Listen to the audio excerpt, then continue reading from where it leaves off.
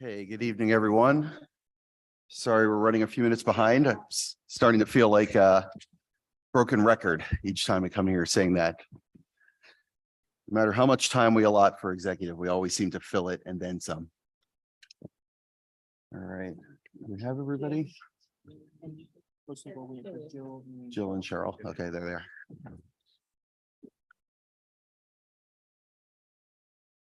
Okay, we'll just give everybody a moment to get settled and then we'll get started.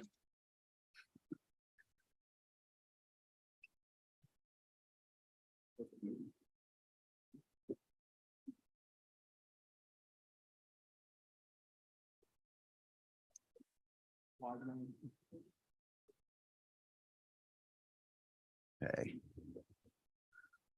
Great. I'd like to call to order the regular meeting of the Morristown Township Board of Education. This meeting is called in conformance with the Open Public Meetings Act with adequate notice provided in the Courier Post, July 1, 2022, and the Burlington County Times on July 1, 2022 as well. This time, I'd like to ask if we could have a moment of silence, please.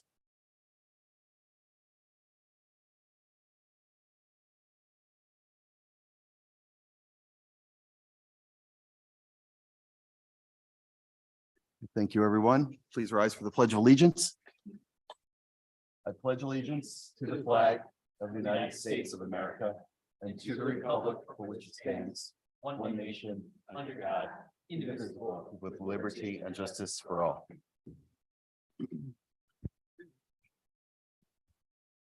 Okay, Mr. Heiser, please start with the roll call.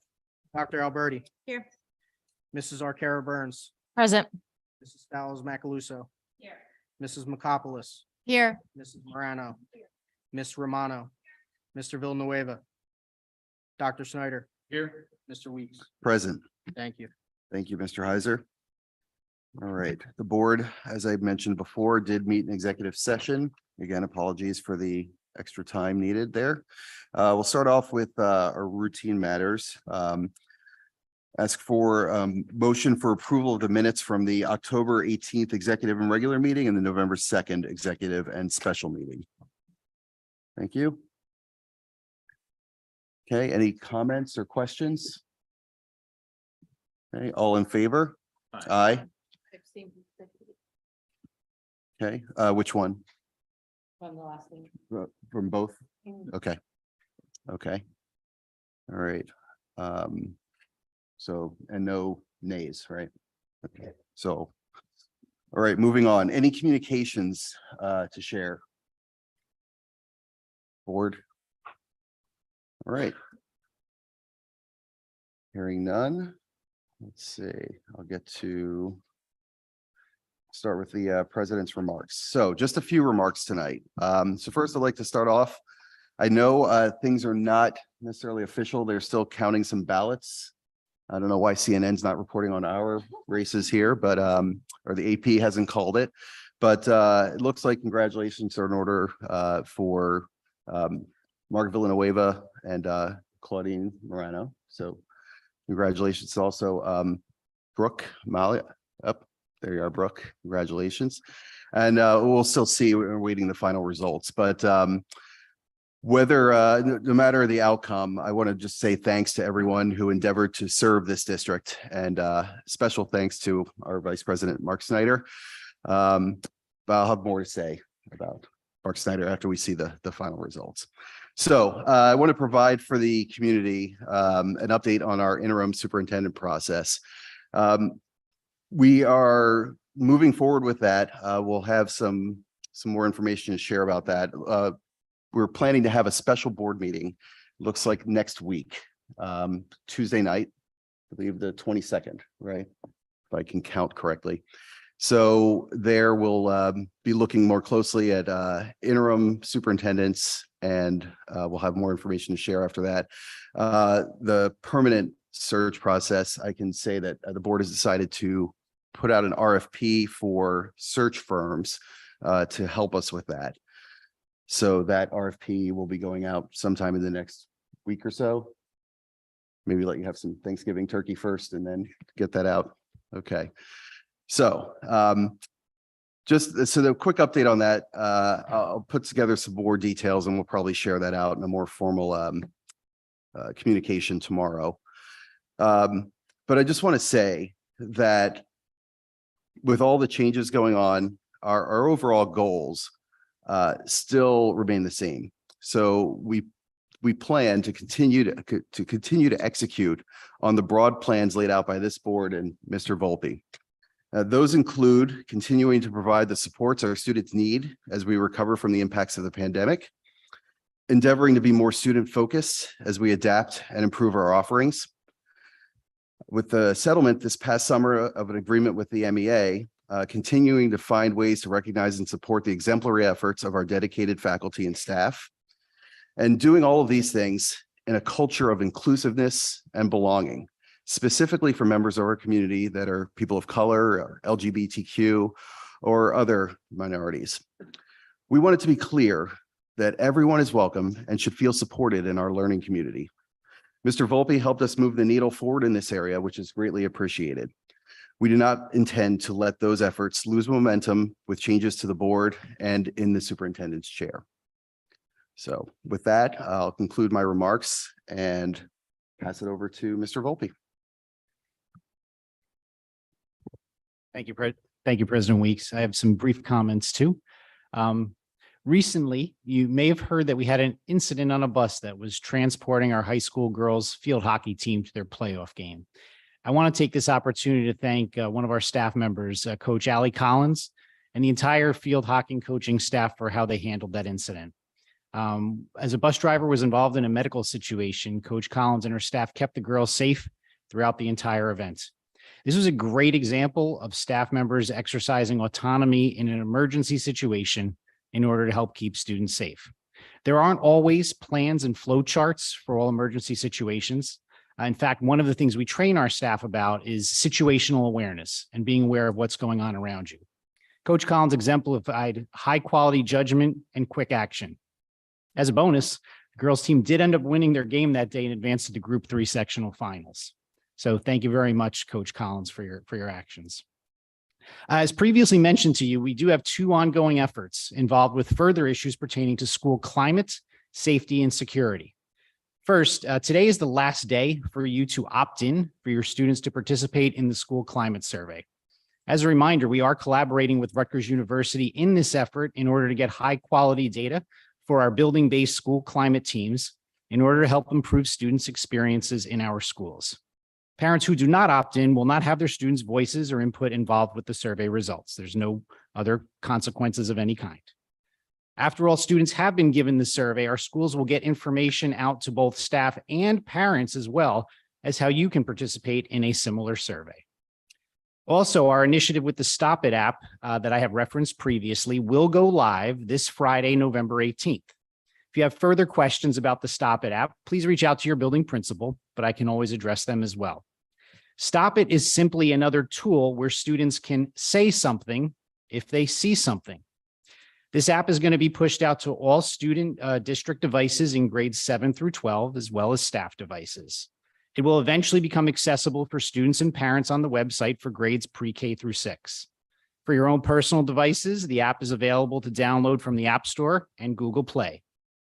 Please note, however, that this should not replace the relationships that we've established with teachers, administrators, and law enforcement.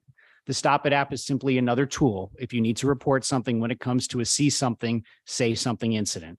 But of course, you can use all of the means that you are currently using right now. It's the most direct way to have your concerns addressed. As President Weeks had mentioned, while my remaining time in Morristown here will be short-lived, I will indeed continue to work on the initiatives that I said I would, and I will help out in whatever way I can. And that concludes my report for today. Great. Thank you, Superintendent Volpe.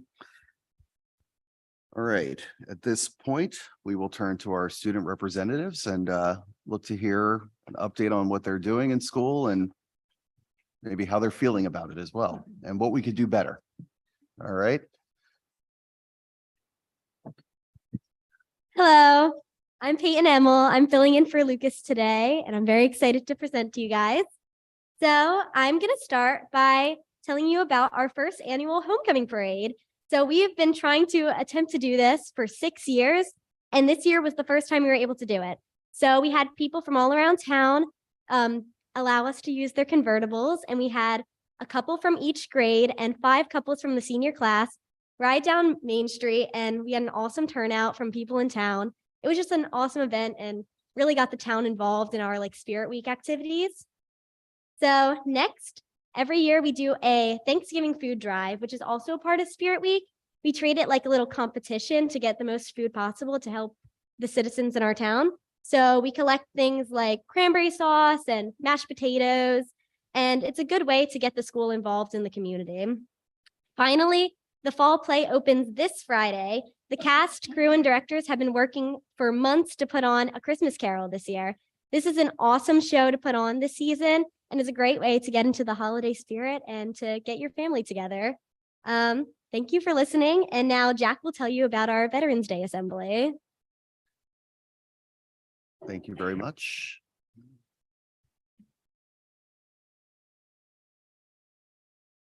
Hello, my name is Jack Britton. I'm your junior class liaison, and today I'm going to tell you about our Veterans Day Assembly. So today, after second period in the high school, our student council and our student council advisors put together our annual Veterans Day Assembly. This assembly took place in the MAC gym, and we were happy to host a slew of veterans that were connected to our community and that were able to show up today. Our student council members gave a few brief speeches. We had an amazing veteran keynote speaker, and we honored the names of the attending veterans and their associated commendations. Afterwards, we had food and drinks out for the veterans, and they had time to talk and socialize, and it was all a very fun experience. It was well put together and well executed as our another annual Veterans Day Assembly.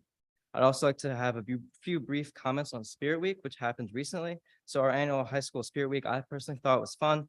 We had fun mini competitions during lunch. The themes each day were well attended by the students, well dressed. The decorations across the school, I think, look fantastic. The pep rally on Friday was fun and offered students a chance to participate in games versus other grades. It also gave other students a chance to show their school spirit.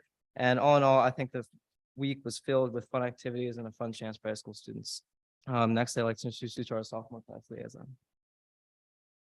Thank you very much.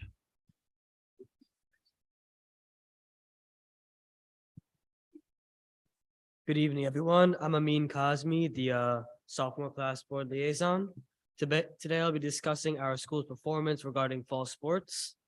Beginning with our girls cross country, they performed extraordinarily, breezing through sectionals and finally barely being put down at state's first round. Our football team made it all the way to the playoff quarterfinals, taking a tough loss to Mainland. Our boys soccer team did as amazing as the 12th seed, defeating the 4th seed in a close game and only taking a close loss to Shawnee in the semifinals. The girls soccer team also made it to the playoffs, taking a really tough loss in the first round. We'll do it next year. Girls tennis made it to the playoffs as well, made a lot of underdog wins and took a tough loss once again to Shawnee as the first seed. Girls volleyball, they made it to the quarterfinals as well, being number 1 in the conference, until barely being beaten by Jackson Memorial 2-1. And last but not least, we had our field hockey team making it all the way to the playoffs, defeating Allentown, Cherry Hill West, Lacey, and barely losing sectional finals to Clearview 2-1.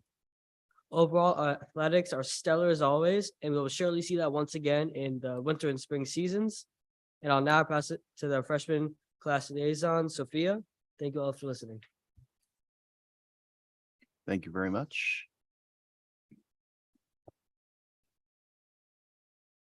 Hi, my name is Sophia Baram. I'm going to be filling in for Dom as the freshman class liaison. So with the first marking period just ending, I just wanted to touch on the freshman experience after their first marking period in high school. Learning to learn at a high school level was one of the biggest lessons in itself, especially to me, and it was a completely different ball game than middle school. We all had to get a lot more time management in and a lot less procrastinatory as we are introduced to different subjects every day at a faster pace than at WAMS. The clubs and extracurriculars as well at the high school also open up many different opportunities and experiences that most of us can't get elsewhere, whether it be the musical, Christmas Carol, mock trial, student council, mathletes, or countless others. At the end of this first marking period, I think many freshmen have learned lessons and improved upon their studying and organization. And I think those things will only improve in the marking periods to come for us. Thank you. Thank you very much.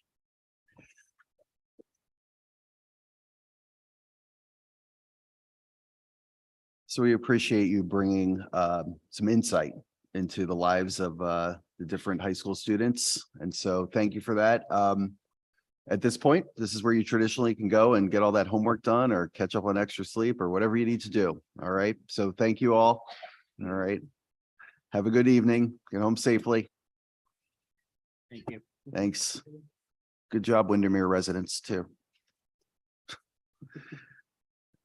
2 to 4 there. All right, so moving on, we'll go to our board committee reports. I'd planned to start on this end of the table this time, but Mr. Villanueva's not here. I know, Cheryl, you're doing F&O, but I'll still go this way. We have a communications, please. We'll start over here.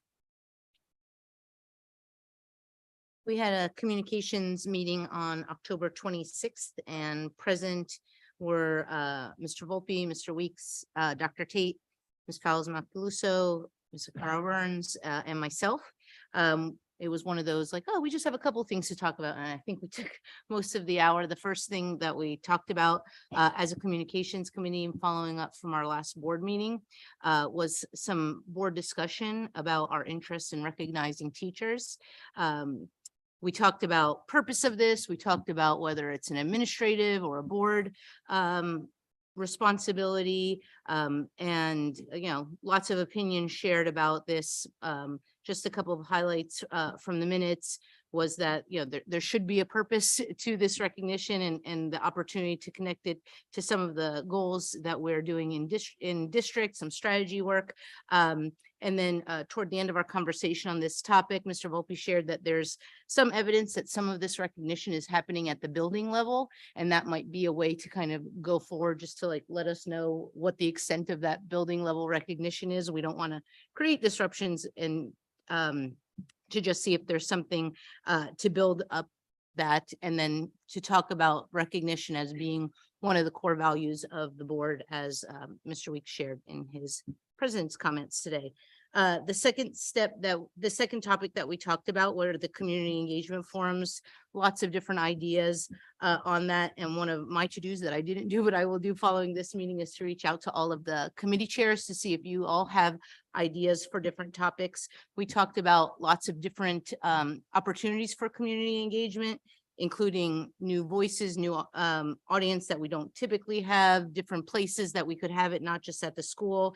And that what we would want to do is kind of a series.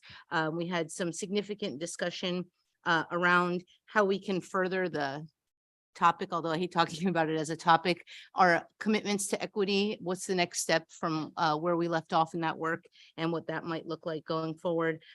We talked about the opportunity to not just engage the community, but allow for some learning opportunities with the community. And so more to plan with that. That was, kind of in the midst of some transitions. And so I will reach out to the committee chairs for some additional ideas for topics, and then we'll see where we want to go. We will likely look to plan 2 meetings in the second half of the school year.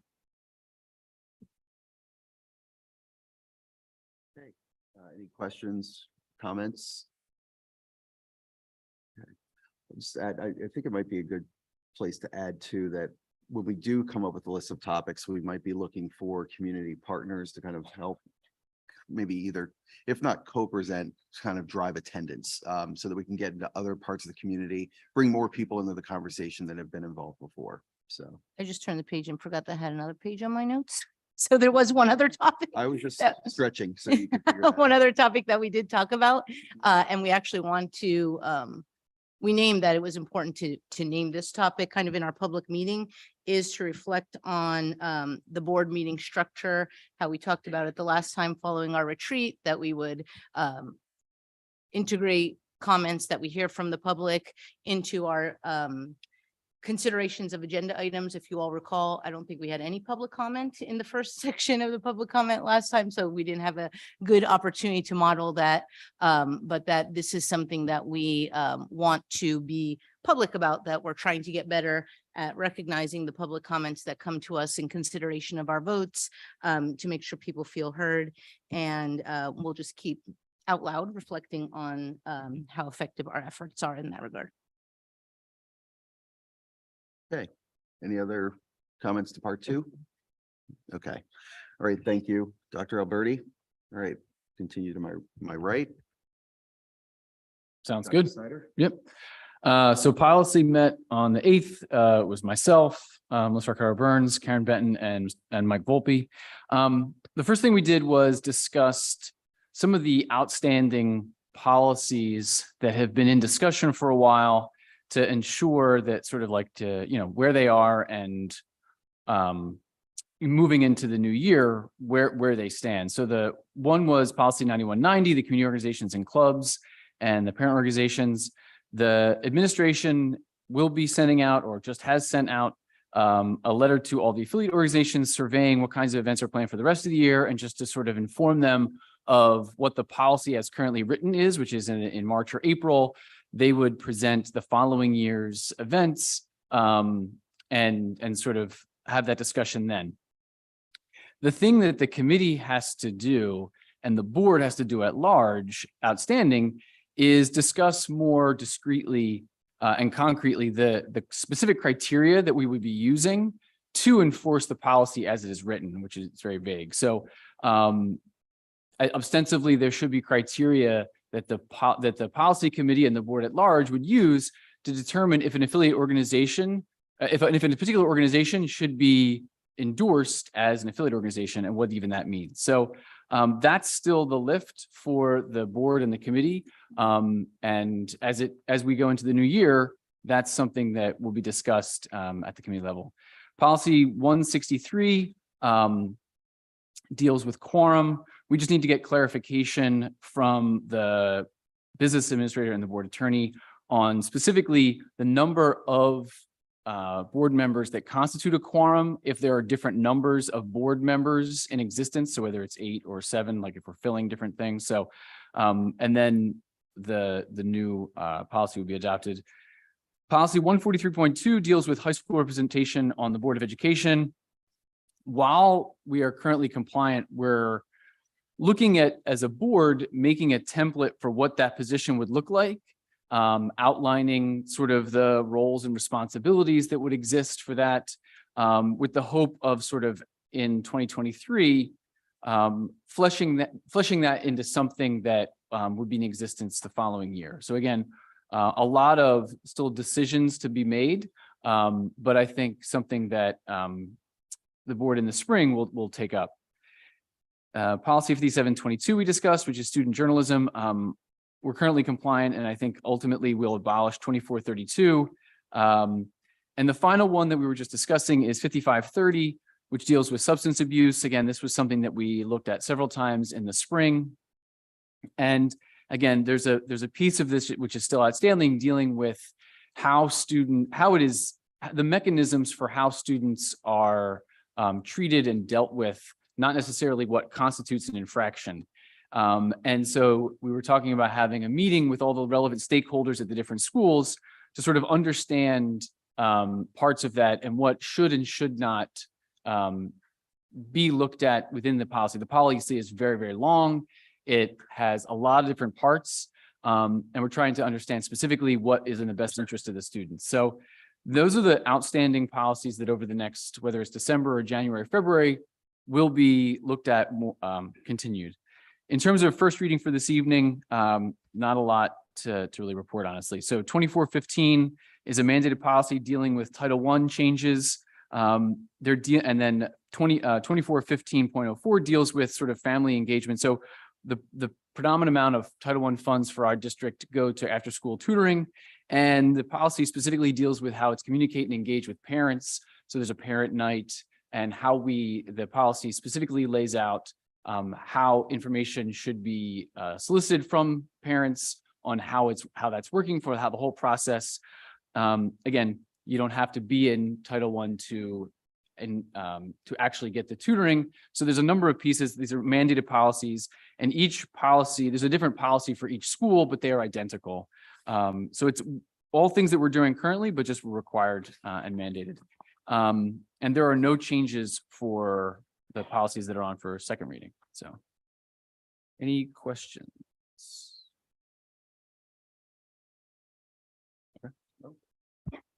Okay, thank you, Dr. Snyder. Romano, Curriculum met November 3rd. In attendance was Karen Benton, Mike Volpe, Julie Colby, Sandra Alberti, Cheryl McCopolis, Mark Snyder, and myself. First item was really just informational, but could have potential big impact for our district.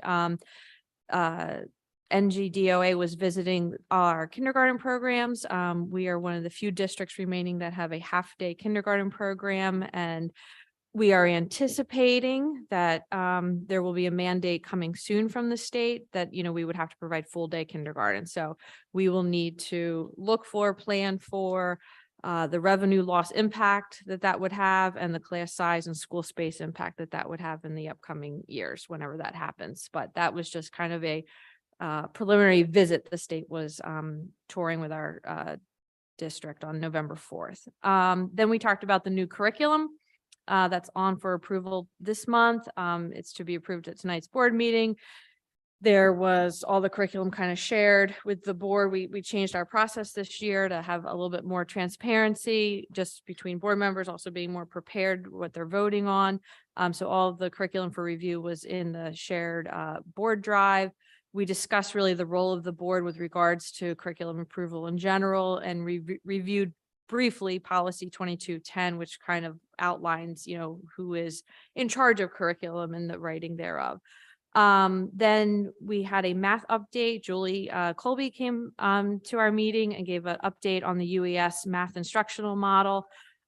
Julie reported a lot of positive feedback this year implementing the program. Just as looking at the goals of all the lessons are inquiry based, challenging, fun, encouraging, productive struggle with the learning process. She kind of outlined how the changes were implemented and how they're moving forward. Then Julie shared just some general goals for math instruction, shifting from K through 8 as far as designing for improved student critical thinking, test scores, what were some overall goals for the math program moving forward. She then gave an outline for the K through 6 math adoption. Last year, we were looking at the English language arts adoption. Now we're focusing on the math adoption. So she outlined that process to the board as they're looking to, select a curriculum or textbook and curriculum that they'll look to be piloting later in this year. And then there was a ELA update, just that Dr. Benton talked about a curricular adjustment to address writing concerns that was based on the NGSLA data and prepare students for high school writing expectations. So in order to adjust to meet the student needs, the ELA supervisor and WAM's English teachers had reviewed the 2022 NJ SLA results and identified that there needed to be improvement in research skills and writing about informational texts. And so therefore the teachers were going to use the novel Uprising, which is currently approved for use in small group literature classes, as a whole class text for instruction in the following areas. And then they kind of outline that process that they'd be moving forward to help with the student enhanced learning. Looking then also forward to pilot a plan to implement described below in the minutes of looking at how 30 copies per teacher would be, given, purchased with the ELA funds, and looking at how there'd be an interconnection between the English and the social studies departments for planning and for incorporating the novels. Additional books will be purchased in 2023 for individual student use, and the text will be included as an anchor text in the new curriculum documents to be written in the summer of 2023 as well. Lastly, there was an update last month. We presented on the teen mental health first aid unit. there was an update presented to that, just how it was going to be instructional for grade 11 PE classes, and it was going to begin in January, February. Because this is in the health PE classes, there was going to be a parent notification letter that was sent out ahead of instruction with an opt-out option is available for parents because this is health curriculum related. So, and that was what we covered in our meeting. Any questions?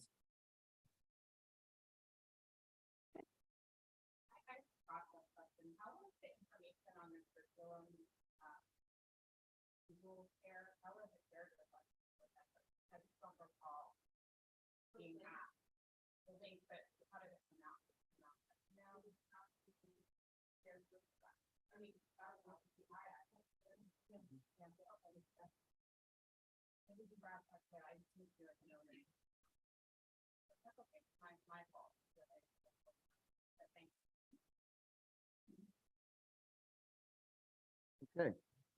Seeing or hearing no questions. Thank you, Lauren. Ms. McCopolis. I will not do nearly as good a job as Mark, but our meeting for finance and operations was on November 9th in person, and included in the meeting were Mr. Volpe, Mr. Airy, Dr. Benton, Mr. Heiser, Mr. Quintero joined us, our new buildings and ground supervisor. And then it was from the Board of Ed, myself, Ms. Morano, Mr. Villanueva, and Mr. Weeks. On the agenda, the first agenda item was around Mr. Quintero came and visited us.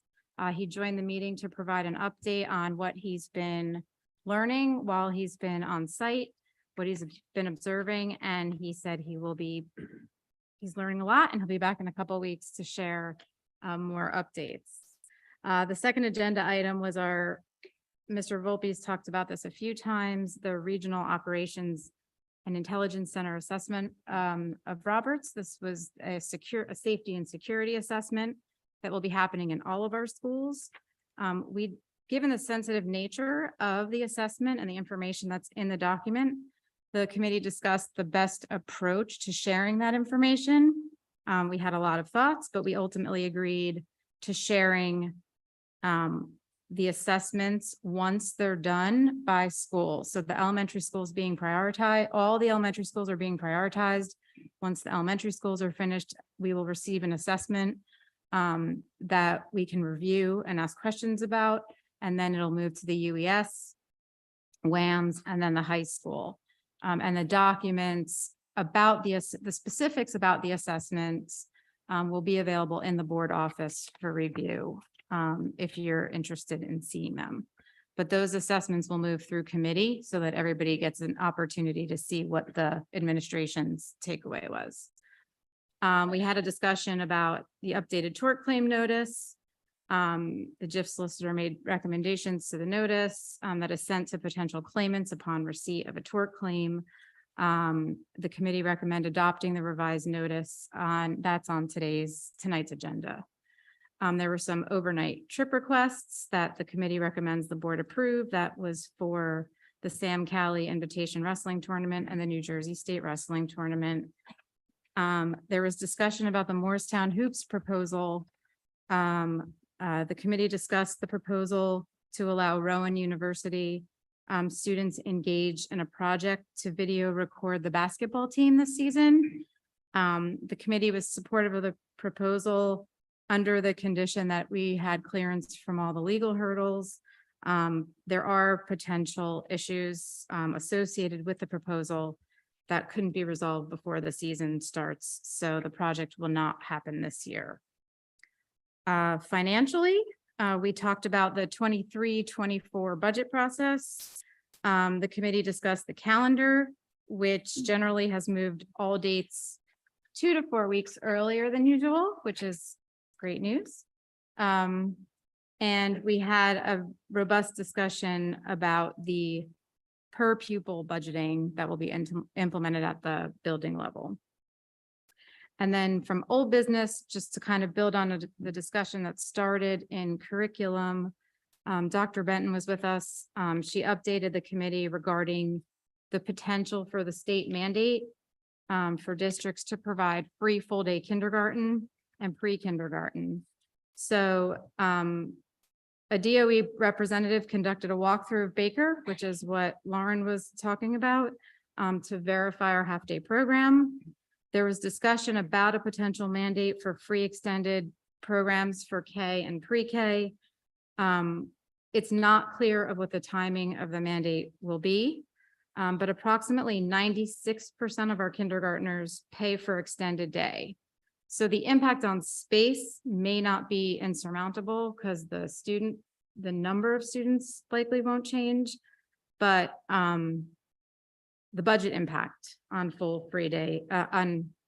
free full day programs would be significant, as we roughly budget around $600,000 in revenue from the kindergarten program. And that was our meeting. Questions, comments for that report, which I say is as good, if not better, than Mr. Villanueva's delivery. I said it was as good or better than Mr. Villanueva's delivery, just. Anyway, any questions or comments? All right, hearing none, we can move on. So that concludes the board committee reports. Now we'll move to the public comment on agenda items. Oh, yeah, I guess, yeah, we can do the off-board committees there too. Apologies. Yeah, go ahead. Yep. Okay, so on Wednesday, October 19th, I attended the Garden State Coalition of Schools meeting. A professor at Drew University, Dr. Edwards, she spoke. She gave a great presentation related to how schools can incorporate Namaste and other diversity elements into their curriculum. The next meeting is on November 16th. Our speak meeting, which is our special education advisory council. We met October 27th. That was an evening meeting. Dr. Tate provided a terrific update, including that on December 5th through the 9th is the Inclusive Schools Week, whose theme this year is unity within our community. And I'm hopeful that we'll see things throughout all the schools related to that. Also, the high school unified soccer team sent 2 teams to the Schreiber Cup. If I got that right. And 1 team won a gold and 1 won the bronze. The WAMS Unified Sports is getting up and running, and UES Unified Club is already up. Speak is also putting together a parent training, which will probably occur the last week of January. Its topic will be parental rights in special education and will include information about 504s and IEP plans. There are a lot of similar resources like that available through Speak. And their next meeting is Thursday, November 17th. So Thursday at 9:30 in the Star Center, which is connected to the high school.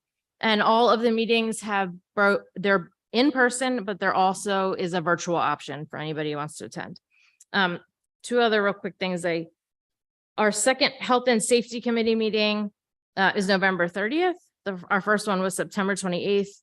And it's relatively self-explanatory what we talk about. And I do want to mention that I was really grateful for the opportunity to attend the New Jersey School Boards Workshop at the end of October. I had the chance to participate in workshops about ethics, updates on special ed laws, how to ensure board policies reflect empathy and equity, cybersecurity, incorporating SEL, how to communicate, and other extremely interesting and relevant topics. So I was grateful for that. So thank you, everybody. That's it. Great. Thank you. Any other off-board reports? Yeah.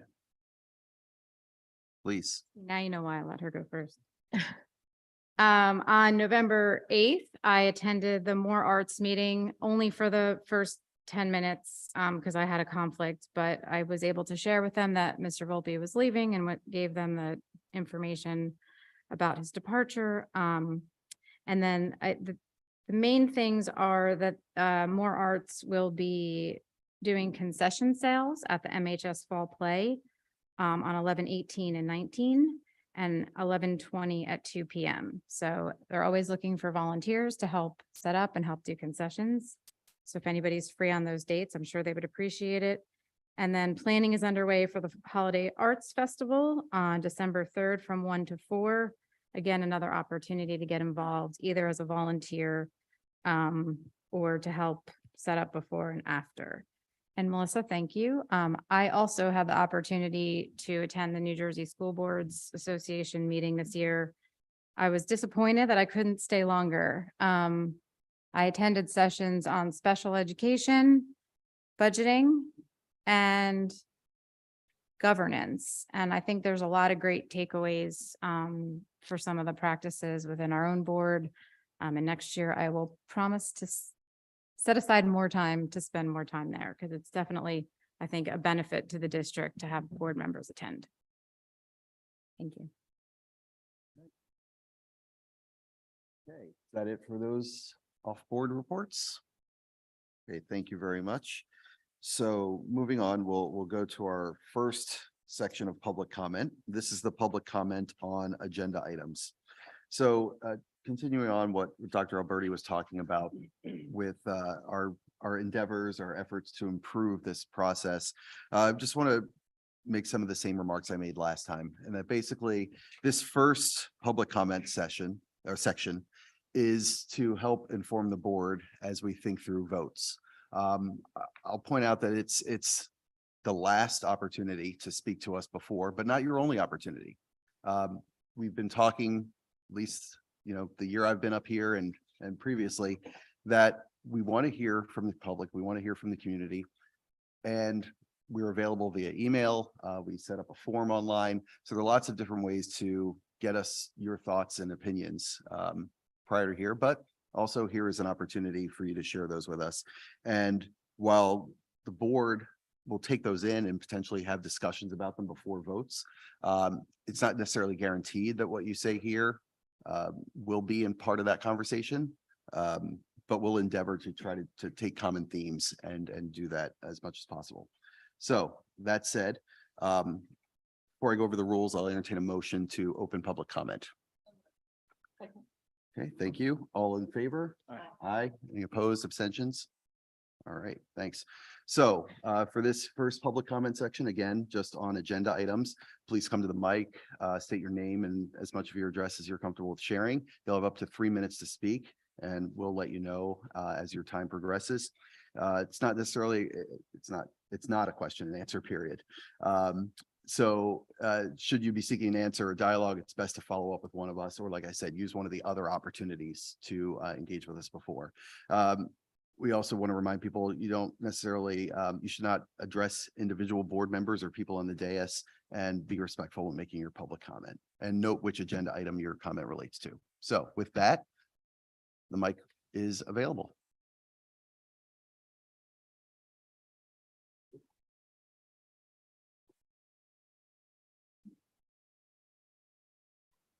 Andrea Lawson, Garwood Road.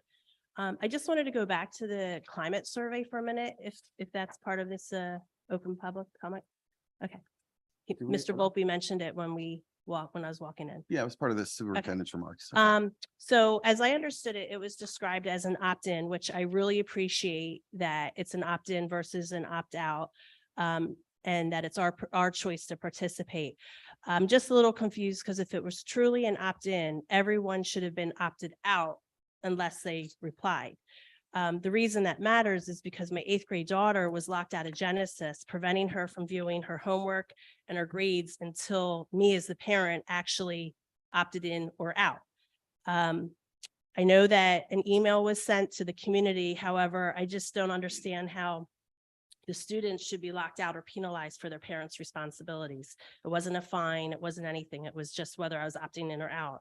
The parents of the younger grades don't realize the impact of their child being locked out, but this created a lot of confusion in our house. It created a lot of anxiety as to how many days was she going to be locked out. And I was also not really sure, Like, where and when was the survey going to take place? And what is the plan for the children who can't read the questions or answers? Like, how are they going to participate? Who was actually completing the survey on their behalf? Again, I really want to thank you for the opt-in versus the opt-out. I think it's really important, given the sensitivity of these questions. But I'm not sure that the parents of the younger grades, which I have 5 children through the district, so I have 20 down to 9. I don't think the younger parents even realize what's going on because they're not aware of how Genesis locks out their kids and that some of these kids may not be able to read these questions. So I know you can't answer my questions, but if maybe you could follow up with an email and explaining a little more about that, please. Thank you. Okay, thank you for your comments. Okay, anyone else?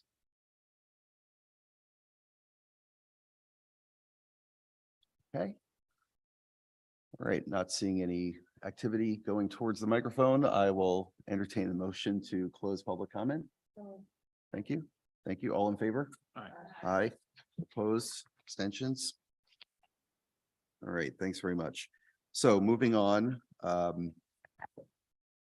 reports to the board. So request a motion for approval of items 1 through 4, including the financial reports, treasurer's report, the approval of budget transfers, and the approval of bills. So can I have a motion, please? Second. Thank you. Any questions, comments, concerns? Okay, all in favor? Aye. Any opposed, abstentions? All right, thank you. Moving on next to the recommendations of the superintendent. So we have the memorandum of agreement for live streaming with the law enforcement, Morristown Police. Policies that were mentioned for first reading, second reading. So, oh, I'm sorry. Yep. I keep missing. What did I miss? No, just, we have to stop there. Yeah. Oh, yeah. Oh, just the MOA. I keep, all right, I miss at least one each meeting, so thanks for keeping me honest. All right, so the motion, I'll entertain a motion for approving the MOA. Thank you. All right, all in favor? Aye. Were there any questions? Sorry, I skipped that part too. No, all right. So we have the favor, any opposed? Abstentions? All right, thank you, motion carries. All right, now policies and procedures, the items up for first and second reading. So a motion to approve those policies. So moved. Thank you. Okay, any comments, questions? Okay. There you go. So I apologize. I did miss that policy committee. I'm just really curious, even though it's mandated, what are the changes requiring us to do differently? Is it just more engagement from school to parent versus asking the parents to be more involved on their own? I just wanted to get some clarification on that. I'll let Dr. Benton speak to that. Sorry. So the one change was that previously you've only had to have a district Title I policy. The state is now requiring that each school have its own policy. In my research of that, it had to do with districts really that have much larger Title I populations and many more, say like elementary schools where the Title I programming might be very different at one school than at another school. In districts like ours, where we have small Title I population, our programming is pretty much the same across the district. For instance, we primarily use our funding for after school tutoring. And we've also in the recent years used it for our summer programming. So that was the first change. The second change had to do with the increased focus on family engagement. So one of the things that we did, Dr. Tate and I went through that and we looked at how we are gathering information from our Title I families and then how we are communicating information about our programming and academic support and those things. So when you look through the policies for the different schools, they're pretty much all the same, but what we've done is clarified how we're going to communicate out and elicit feedback from our parents. So those are the big changes. No, and it was both, right? It was both looking at the policy, that was the conversation we had predominantly was, what are the current practices and sort of like, are we ensuring that we're capturing the concerns and issues from the different groups that make up Title I? And then also, are the mechanisms for conveying information about Title I adequate? So I think that both, as she said.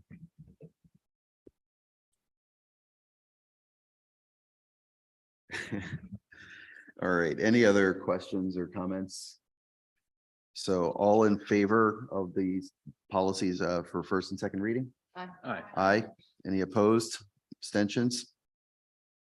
All right, motion carries. Moving on to letter C, we've got two items, the special education in district placements for 22-23 and the approval of new curriculum. I'll entertain a motion for approval of those two items. Thank you. Thank you. Any comments or questions? I just want to give appreciation for having the process and carrying out the process, and that I will say from a committee perspective, I think we have a good combination of concerns and conversation, and I think it is to the benefit of what we're approving, and even the timing of it. I think I really appreciate all the work that went into it to represent everybody's concerns, and where we are with this vote early in the school year to approve the curriculum that's in place. I second a lot of what Sandra said. I did want to say thank you to Mr. Volpe and to Dr. Benton.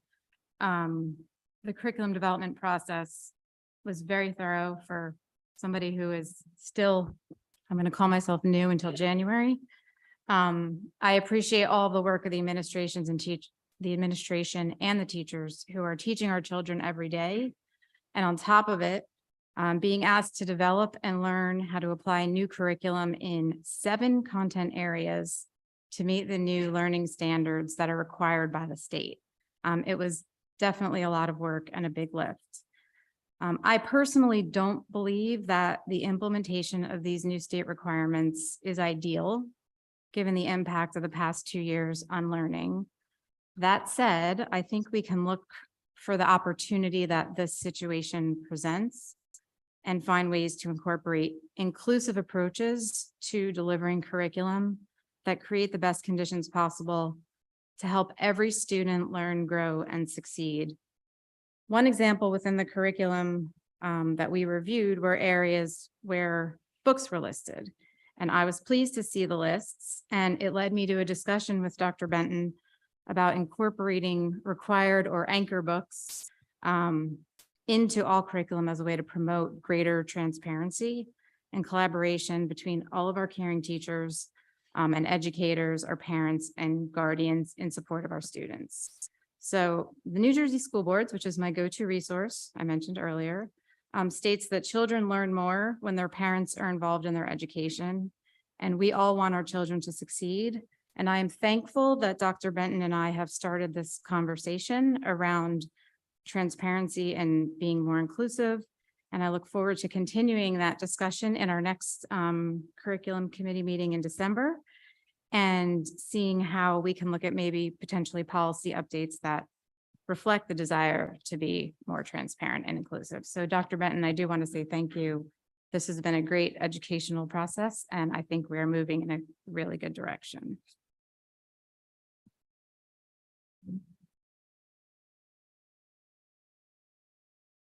Thank you. Any other comments or questions for the vote?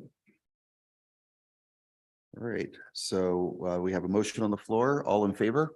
Aye. Aye. Any opposed? Abstentions? Abstaining from approval of new curriculum. I appreciate the tremendous amount of effort that the committee underwent and the process. I just myself don't feel as though I'm close enough to it, and that could be because of the process. It could be resting on my shoulders that I should have taken on a greater level of responsibility to get closer enough that I'd be comfortable. For example, with the budget and the negotiations committee, I did do that, and I felt like the process really lent itself to me getting close enough, but not fully immersed. But here I just don't feel confident that I'm close enough to weigh in on this meeting. Okay, anybody else? All right. Thank you. All right. So that motion carries. All right, moving on. So this one we have numbers 1 through. It's 11, yeah. Right. Tried to trip me up on that one. I've got Mark here, so can't happen. All right. So items 1 through 11 under letter D. These are all under finance and business. So motion to approve these. Second. Thank you. Any comments or questions? All right. Hearing none. All in favor? Aye. Any opposed? Abstentions? Okay. Motion carries. Thank you.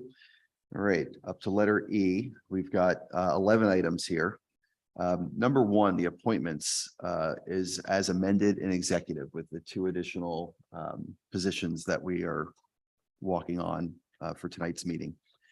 So I'll entertain a motion for approval of items 1 through 11. Thank you. Second. Thank you. Any questions or comments? I think we should make a comment that if anybody listening to the meeting wants to be a substitute. Yes. Looking for substitutes, we should say that every time. So. we would- Teachers, nurses, bus drivers. Very blessed. Wonderful kids, great staff. Great staff, let's welcome, Okay. No, we're gonna wait. We're gonna wait till somebody volunteers. Let's go. All right. Sorry, Cheryl. We're okay. All right. So we have the motion in the second. So all in favor? Oh, I'm sorry, roll call vote. Yes. Dr. Alberti, Again. Yes. Mrs. Arcaro Burns, Yes. Mrs. Fallis Macaluso, Mrs. McCopolis, Yes. Mrs. Morano, Ms. Romano, Mr. Villanueva, Dr. Snyder, Yes. Mr. Weeks. Yes. Thank you. All right. Thank you, Mr. Heiser. All right. Letter 10 is suspensions in the HIB report, as discussed in the previous exec. So. Yeah. Motion. So moved. All right. All right. Any comments, questions? All right. All in favor? Aye. Any opposed? Abstentions? Okay, the last section there, we have the informational only section with our enrollment information. Any old business? Okay, hearing none. Moving on, I'll address what's listed under new business first, the 2023-24 budget calendar acknowledgement. We're going to move that one to December because we don't have the state's budget calendar yet. So even though we have some preliminary dates and understanding of how we want to handle the budget on our side, we need the state's details before we can move forward with that. So we're going to talk about that probably at the December meeting, not even the special meeting next week. All right. So any other new business? Nope. Okay. Now we'll move. Well, I guess I'll do it for new business. Okay. Just that, as we were talking about the positives of school board convention, this Saturday is the biannual school board delegation meeting. So anyone is welcome to register and sign up and attend that as well. It's an interesting event, so I will be there, but if anyone else would like to sign up, please join. It's also a good meal for breakfast. All right. Thank you. Any other new business? Okay. All right, moving on, we'll come to our second public comment. This public comment section is open. It doesn't have to be restricted to specifically items that are on our agenda. These are communications or information that you'd like to share. If you do have questions, when we get to our for the good of the order section, the board may discuss that, may not. It might be better to follow up in another format later. So same rules apply for this one, which I'll briefly touch on once we get the motion on the floor and approve that. So motion to open public comment. Thank you. All in favor? Aye. Opposed, abstentions, assuming none. All right, so this, again, public comment, up to 3 minutes to speak. We'll let you know about your time. Please don't address individual people on the dais or on the board. And let's see, you know the routine. You just heard it. So. Cricket Dever, 310 North Stanwick Road. I'm also a teacher at South Valley, 3rd grade. And I would like to recognize the student council advisors for a great Spirit Week, pep rallies, and the new clap in. I have to keep reminding myself clap in, not clap out. That obviously was very successful. The students enjoyed it.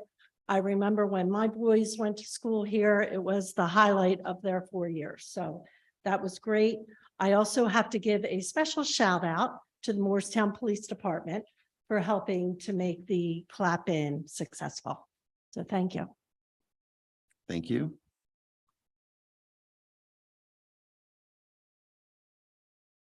Hello, my name is Steve Dickerson. I work at Baker Elementary. I have another positive comment. So I'd just like to commend the WAM staff for organizing and facilitating 2 awesome, excuse me, sorry, and creative events in the month of October. So the 7th grade staff facilitated Poe Day with the board game Clue as a guiding model. And the 8th grade staff facilitated the Salem witch trials, which included the historical background, but also included a cool escape room activity. So they also celebrated, and pardon my Spanish here, El Dia de los Muertos. How was that? Muy bien. Working on it. All right. Muy bien. Poco. With a luncheon for all 7th and 8th grade Spanish students. So thank you. Thank you.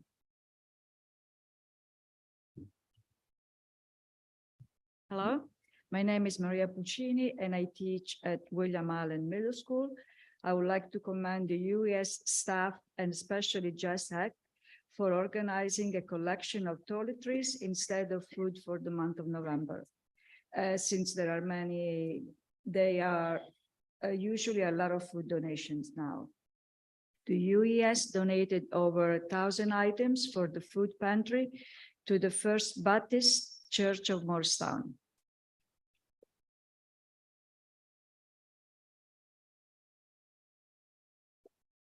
Hello, I am Courtney Darling and I teach English at the high school.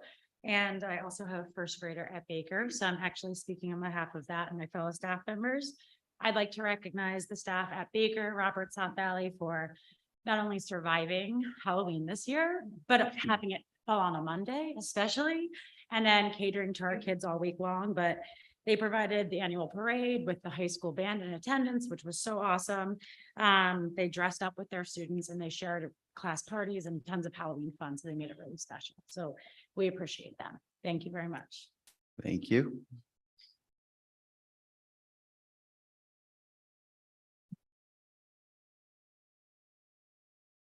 I guess I could have met Marcella Clark, 806 Joshua Court. I was reviewing Dr. Benton's presentation from last month. And since it was a curriculum meeting, I thought I would just throw something out there. I'm not really familiar with a lot of what's happening. So I might be saying something that, you know, there's a lot of missing pieces that I'm not sure as far as piloting. I noticed that there's a pilot program happening this year for a dyslexia screener. And it's super important to really catch those kids early. And I noticed it was NWEA, which is also the MAPS assessment. And I'm familiar with the MAPS assessment from administering it. And everything has shortcomings, everything has benefits. My concern is, and I'm not familiar with the dyslexia screener, I know that's a new screener, is when everything is computerized, those shortcomings from a computerized assessment, you're already getting the data from MAPS, which it seems like Morristown really relies on heavily. Now you're going to use that as your dyslexia screener. And so all of the shortcomings that are happening in the MAP assessment, they're going to be there in the dyslexia screener. And so I would just hope that maybe 2 pilots would happen. Typically when districts pilot a program, they often do at least 2 so that you can really do an analysis. of the different components of a couple programs. And like, for instance, the reading program last year, maybe there were 2 pilots. I'm not familiar with that. I know the one that was piloted with my child is the one that was ultimately purchased. As far as cost, the district, I've never paid for a pilot ever in my experience in education. The reps usually give me everything for free, especially if I mention and say, hey, if we don't get this, you know, as you know, basically a free item, I'll just go to this company. So I just think best practice would be to pilot more than one program and to really have different teachers come together and talk about the strengths of the program, success with students, and kind of look at that together. And as I said, you might be piloting 3 programs. I really don't know that. I just noticed on the presentation, I saw 1 pilot program for dyslexia screener. Thank you. Okay, thank you.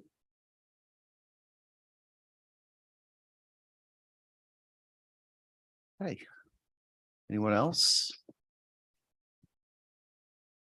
All right. Guess we're all eager to get back out into the rain. Okay, motion to close public comment. Thank you. Thanks. All in favor? Aye. Aye.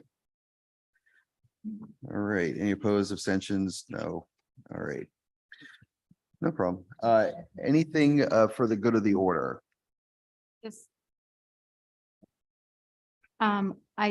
If you look at the enrollment information, I don't know if this should be updated, but we don't have 11,000 students in our elementary schools.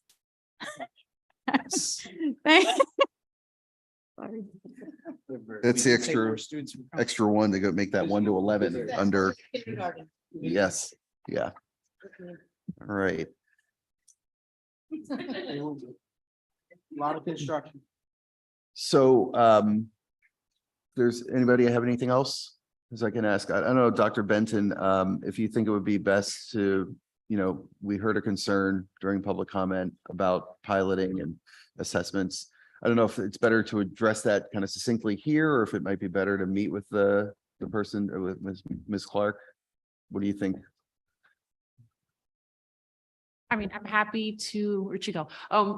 You know, speak with Ms. Clark if you'd like to send me an email and we can talk about, what I will say is that many times in a pilot, you do use multiple, you know, pilot multiple resources. Another approach though, however, is that we develop a set of criteria that we're looking for that we want to require in whatever resource that we do. And then we can look at the resources that are available and see which of those meet. And then sometimes in that case, we will only pilot one one resource. Other times we go through kind of multiple tiers of screening and selection, which then we kind of whittle down to one resource or maybe 2 resources. So we do have a process. I'm happy to, you know, talk to you about that. And to your point, any program or tool that you're going to bring in is going to have its shortcomings, and we have to kind of weigh the shortcomings against the things that we've identified that we've prioritized in this case, a screener, but any resource that we would use. Thanks, Dr. Benton. And then also, Mr. Volpe, I don't know if you want to address the comments from the first public comment where we talked about the opt-in process, and if you had any more thoughts to share about that. Sure. Just right now, if you have any specific questions about how it's being delivered, please contact your child's principal. They can best direct that to you. Each building is doing it slightly differently, but the comments can be taken into consideration for future instances, and I'll make sure that the next superintendent certainly knows that. Okay. Anything else for the good of the order? If not, we'll entertain a motion for adjournment. So moved. Second, all in favor? Aye. Aye. Not even gonna give anybody a chance to abstain or say no. All right, motion carries. Thanks, everybody. Get home safely and hopefully as dry as possible. Good.